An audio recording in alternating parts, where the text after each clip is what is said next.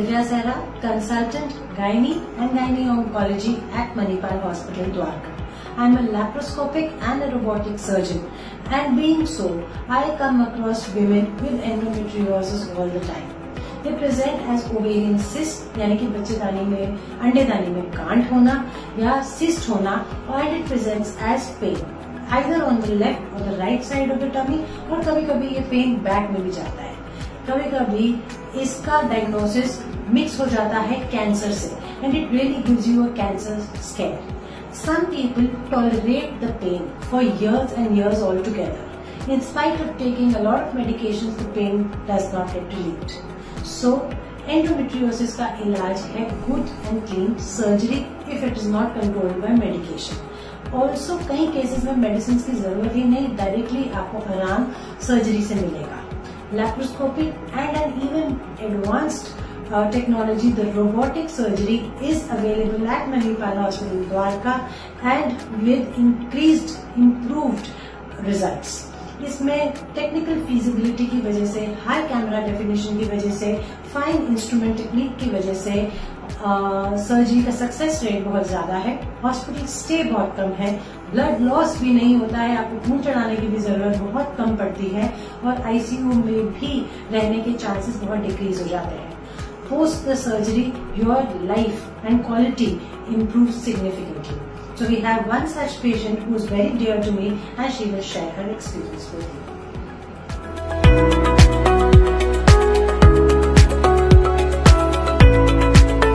Hello, my name is Shivani and I am from Delhi. And from the past few years I was suffering from endometriosis, जो कि पूरी मेरे rectum तक spread हो गया था. And I was very scared कि operation कैसा होगा, ठीक होगा कि नहीं होगा. And I consulted many doctors, but I was not satisfied because there were different variations in their thoughts also and their surgery part also. But when I met Dr. Divya, I consulted her in this Manipal hospital. I was really very happy.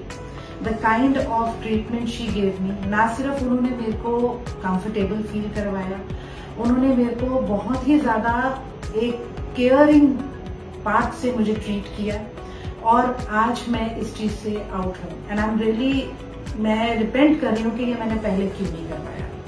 अगर करवाया होता तो शायद बहुत पहले ही मैं दर्द से बाहर हो जाती. But I am really thankful to her. She is very very nice doctor. और अगर किसी को, टू बी वेरी फ्रैंक, कोई भी प्रॉब्लम हो, कोई भी इश्यू हो, तो without delay one should consult a good gynaecologist and should get it done, क्योंकि डिले नहीं करना चाहिए अपनी किसी भी ट्रीटमेंट में.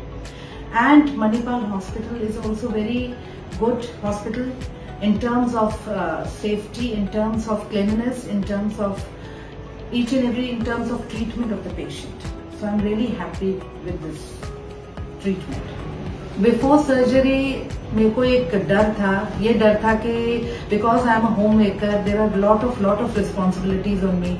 कि मेरा घर कैसे चलेगा, या हर चीज, whether it is daily house hold chores, और या फिर कई चीजें होती हैं जो हमें डेली रूटीन में घर में करनी पड़ती है. I was really scared and worried also. But after surgery मेरे को completely, I took within 15-20 days only I started doing my work.